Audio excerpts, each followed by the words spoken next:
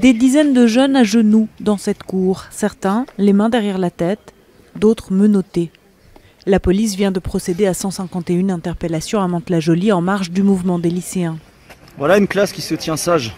Une scène et des propos qui ont choqué. Les mômes, ils sont parqués à genoux, avec des parents qui sont sur le parking, à qui on ne répond même pas, des parents qui sont là uniquement pour savoir si leurs mômes font partie de ces mômes interpellés. Les témoins directs de l'interpellation relativisent. La main sur la tête, agenouillée, j'ai trouvé que c'était un peu fort pour des gamins, mais peut-être que c'était effectivement une façon de les impressionner. Les policiers ont fait leur boulot, hein, ça c'est sûr, mais ça s'est très bien passé. On ne peut pas dire qu'il n'y a eu aucune violence. La préfecture rappelle que les interpellations se placent dans un contexte de grande violence commise lors du blocage des lycées Saint-Exupéry et Jean Rostand. La veille, certains s'étaient introduits dans un pavillon, avaient piqué une bonbonne de gaz et étaient prêts à faire sauter les affaires. Cette interpellation nécessaire dans le cadre de violences récurrentes s'est faite dans des conditions de proportionnalité avérées et tout ça s'est fait naturellement sous le contrôle du juge.